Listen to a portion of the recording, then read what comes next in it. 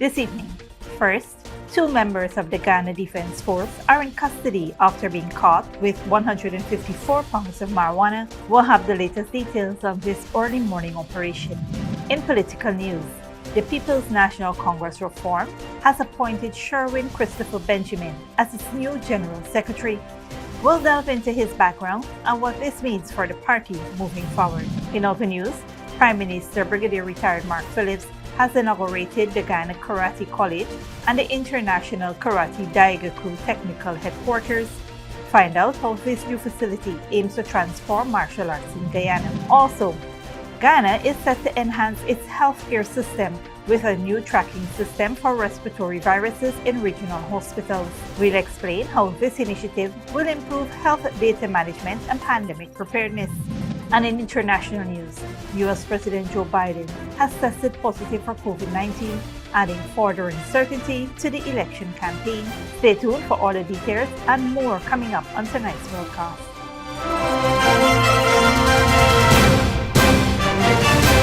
Welcome to this broadcast of Channel 2's Headline News Update for July 18th, 2024. I am Baby Bacchus. Thank you for joining us. First up, in an early morning operation, two members of the Ghana Defense Force were arrested after being found with 154 pounds of marijuana. The arrests occurred around 3:45 a.m. when two police intercepted and searched their vehicle, uncovering 22 bulky bags containing the narcotics. The operation was a joint effort led by the Police Special Branch and Regional Division 4B. The GDF motor vehicle, DFB 1786, was driven by 31-year-old GDF Sergeant Collis Sam of Turkine, accompanied by 42-year-old Adis Higgins, GDF Staff Sergeant from Linden. Both men are stationed at GDF's Campan Ghana headquarters. Police stopped the vehicle near the Prairie Hotel on the Coverden Public Road. During the search, they discovered the bags filled with leaves, seeds, and stems suspected to be cannabis. The GDF ranks were informed of their offense, arrested, and taken to the Regional Police Division 4B headquarters. The marijuana was weighed and confirmed to be 154 pounds. Both suspects remain in custody as the investigation continues. Meanwhile, Chief of Staff of the Ghana Defense Force, Brigadier Omar Khan, has described the incident as a professional embarrassment. In political news, the People's National Congress Reform announced the appointment of Sherwin Christopher Benjamin as its new General Secretary during the first Central Executive Committee meeting following the 22nd Biennial Delegates Congress. A press release today by PNCR stated that party leader Aubrey Norton made the announcement, exercising his authority under the party's constitution. Benjamin has been involved with the PNCR since 1997, holding various roles within the Ghana Youth and Students Movement, including Group Chairman, Regional Vice Chairman for Region 6, National Executive Committee Member, and National Treasurer. He is the regional representative to the PNCR's Central Executive Committee for Region 4. Professionally, Benjamin is a lawyer who was admitted to the Fiji Bar in 2015 with educational credentials from institutions such as the University of Guyana and the University of Fiji. The press release further stated that as General Secretary, Benjamin will focus on enhancing the PNCR's organizational efficiency and readiness for upcoming regional and national elections. Benjamin's appointment comes almost 1 month after Don Hastings Williams resigned as the People's National Congress Reform's General Secretary. In other news, Prime Minister Brigadier Retired Mark Phillips inaugurated the Ghana Karate College and International Karate Daigaku Technical Headquarters in Lilliandale, aiming to expand karate clubs nationwide. Phillips emphasized that the new facility would elevate karate standards and increase its popularity in Guyana. He highlighted karate's promotion of respect, integrity, and humility, fostering a welcoming environment for children to thrive physically and socially. Phillips proposed a bold target to establish karate clubs in every secondary school within the next 10 years and stressed the importance of training programs to develop a large pool of instructors. The Prime Minister acknowledged the setbacks from the migration of skilled instructors and assured government support to ensure the sport's growth. Founder Frank Wonatai affirmed the professionalism of the instructors and described the facility as a top-tier environment for martial arts. The college features 4 practice areas, washroom, a general office, and an instructor's lounge with international interest from India and Africa. Stick around when we return. Ghana to implement advanced systems for tracking respiratory viruses in hospitals, and construction worker fatally injured in land of Canaan workplace tragedy.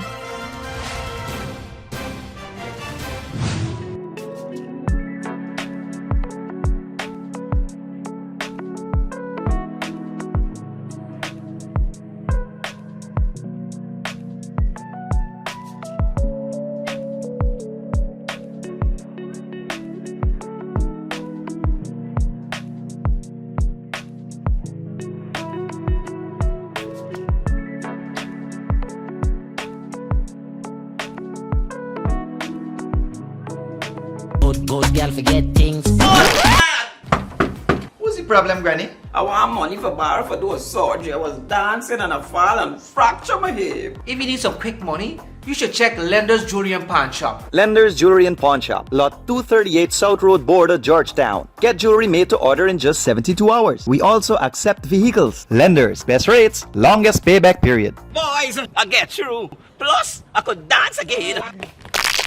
Lender's Jewelry and Pawn Shop. Smart Minds Educational Institute, offering preschool, nursery, and primary levels. Finally, a school that is every parent's dream. Located at 69 Crow Street, offering academic excellence, trained qualified teachers, small class sizes, personalized care, and one-to-one attention for your little ones. At Smart Minds, register for full-time or evening classes, daily practice pass exam papers for proficiency at the grade 2, 4, and 6 assessment, and CXE exam preparedness. Or join our Becca Phonics reading and writing program. So if your child is for preschool, nursery, or primary level, come to Smart Mind, located at 69 Crow Street, or call 231-4885 or 600-9229 to enroll now.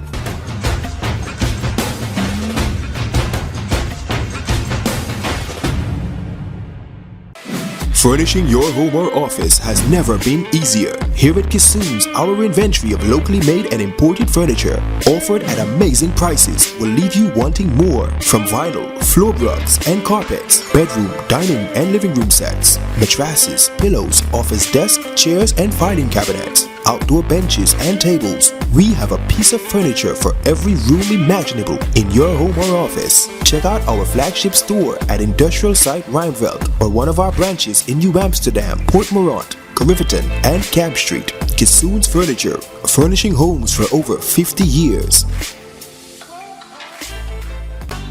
See clearly with the gift of sight from Modern Optical Services. Let our professional team examine and prescribe what's best for your eyes. Our smiles make fashionable faces.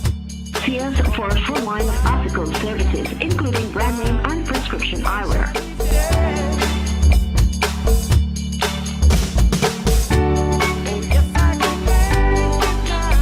Modern Optical Services, 316 Mill Street, Georgetown. Telephone 226-1082. Welcome back. Ghana will soon start using a new system in the regional hospitals to track and diagnose respiratory viruses like the flu more effectively. This project is a collaboration between the Ministry of Health and the Pan American Health Organization, World Health Organization. Health Minister Dr. Frank Anthony announced the plan at a workshop in Georgetown. He explained that the new software will improve the country's collection and analysis of health data, allowing for faster and more coordinated responses to health issues. Currently, 4 sites in the country use this system, but this number will grow as it expands to over 22 district hospitals. The new system will help distinguish between flu and other illnesses, providing accurate data and better community responses. Additionally, 6 new modern hospitals will be built by the end of 2024, ready for the use by early 2025. Dr. Anthony emphasized that these improvements will help Ghana prepare for further pandemics. The ongoing workshop aims to train medical staff to use the new system effectively. Dr. Anthony urged them to focus on learning the new method as Guyana upgrades its health data management. On a different note, tragedy struck at Section C land of Canaan, where a construction worker, 28-year-old Christopher Paul Fernandez of Supply East Bank Demerara, lost his life in a workplace accident on Tuesday, July 16th. The Ministry of Labor's Occupational Safety and Health Department swiftly responded by launching an investigation into the incident. Alongside the OSH department, local police and Guyana Power and Light personnel also attended the scene.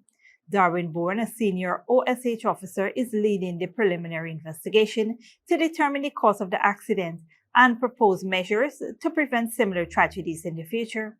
In response to the incident, Minister of Labor Joseph Hamilton expressed deep condolences to the deceased family, colleagues, and friends. He emphasized the importance of maintaining rigorous safety and health practices in workplaces to prevent accidents that result in the loss of precious lives.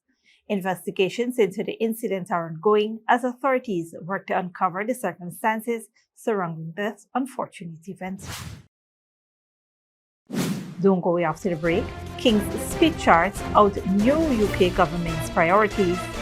And Afghanistan, death toll rises to 40 from heavy rain and flash floods.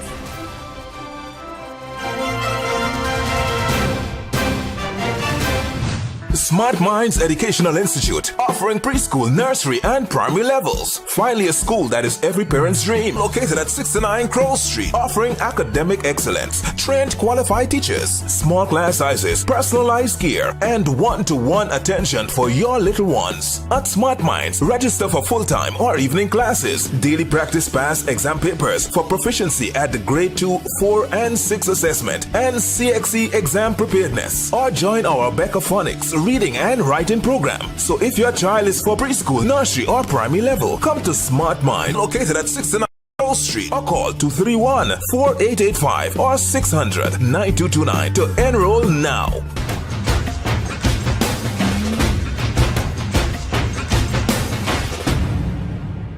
Good girl forget things.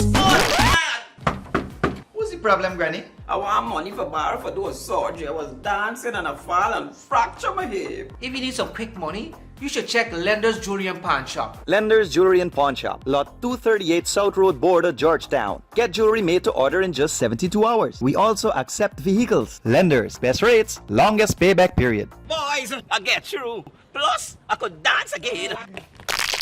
Lender's Jewelry and Pawn Shop. Sneakily with a gift of sight from Modern Optical Services. Let our professional team examine and prescribe what's best for your eyes. Common smiles make fashionable faces. See us for a full line of optical services, including brand name and prescription eyewear.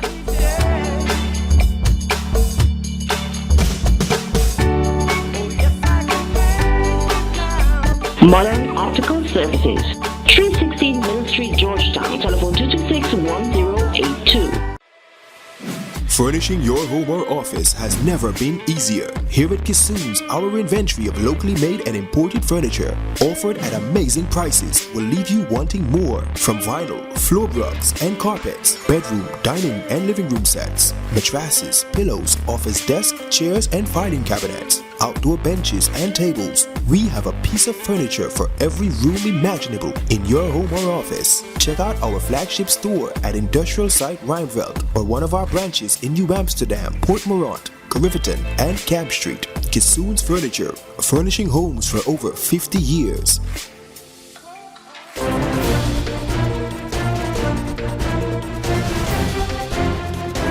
Welcome back. Now we take a look at what's happening in the region and around the world. Saint Martin was rocked by a shooting that left one dead and several injured. Oliver Arundel, a politician and leader of the Ulichi Movement for Change, and his wife, Sabini, was attacked in their vehicle in Cape Coy. Sabini Arundel did not survive. Oliver Arundel announced the attack in an online video while being treated. Minister of Justice Lyndon C.J. Lewis condemned the violence, expressing condolences and vowing a thorough investigation. The attack, possibly politically motivated, prompted calls for community unity and reinforced commitment to the rule of law. Prime Minister Dr. Luc Marceline is expected to address the nation.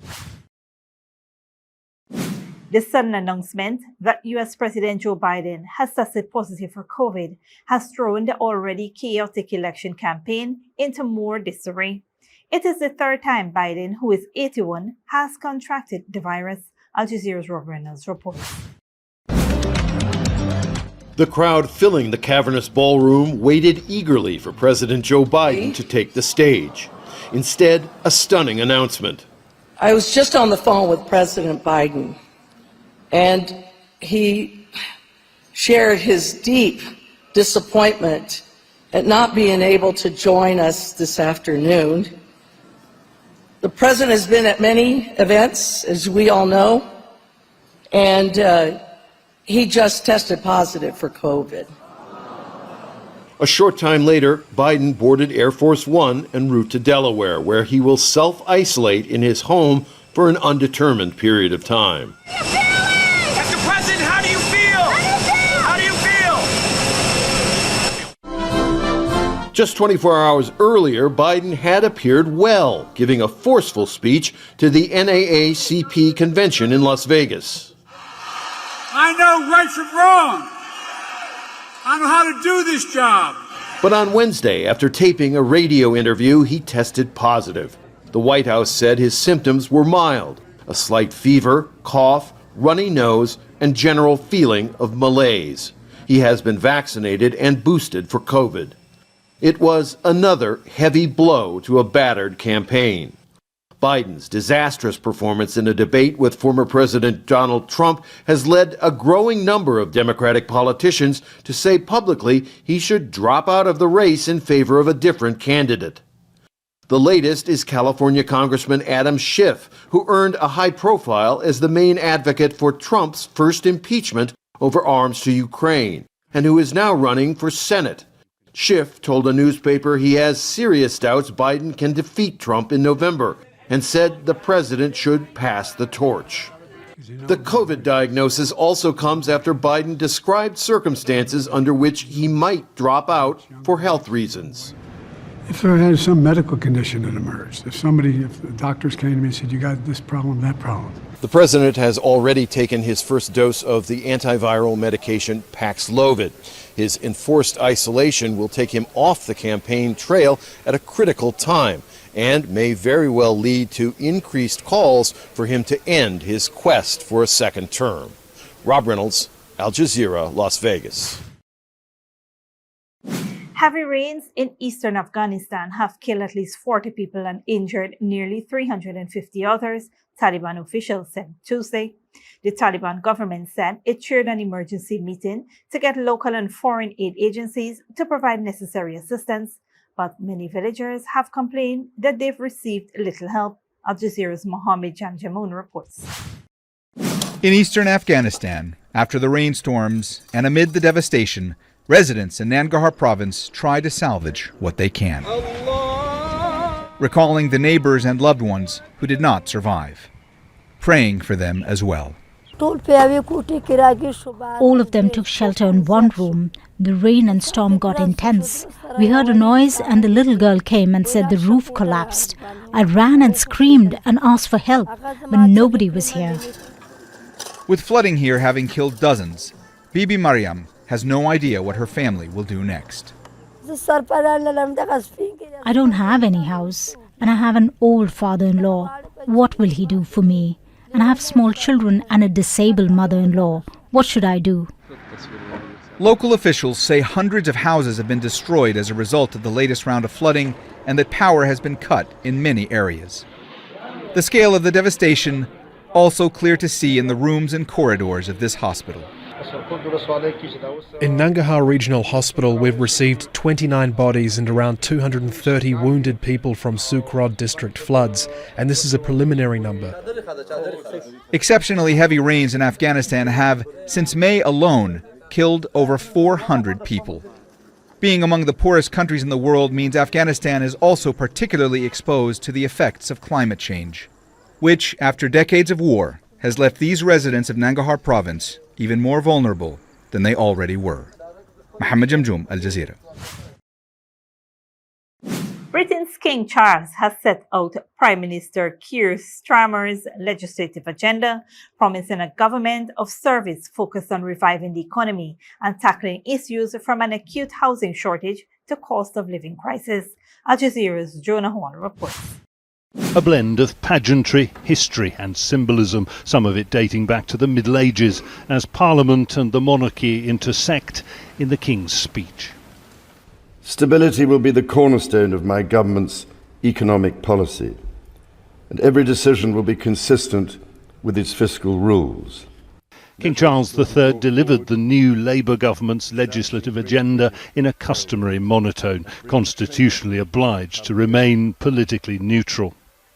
Beyond spectacle, his words had substance, a speech setting out Prime Minister Keir Starmer's plan to achieve economic growth.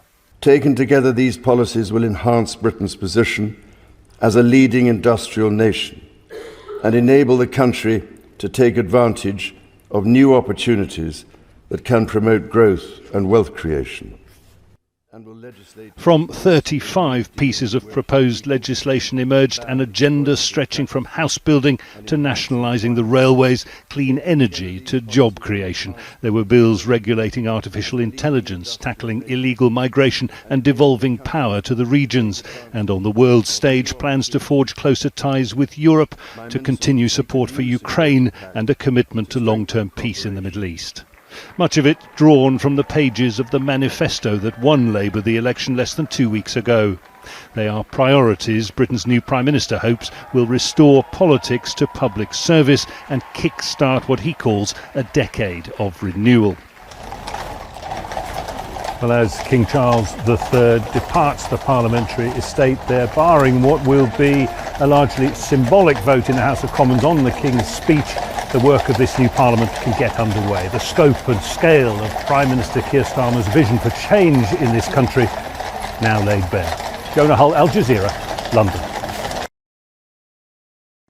This brings us to the end of the regional and global news coverage. Up next is the 3-day weather forecast.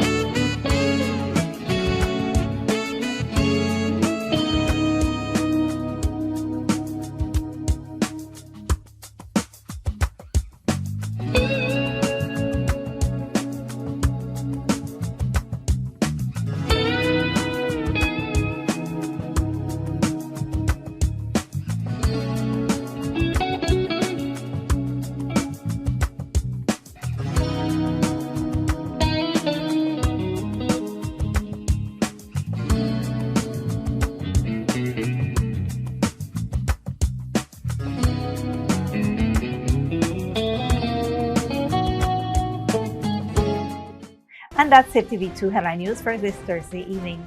As we take our leave, we invite you to follow us on Facebook and YouTube. You can tune in tomorrow at 6:30 a.m. for a rebroadcast and at 5:30 p.m. for more news. Until then, please take care of yourself and each other.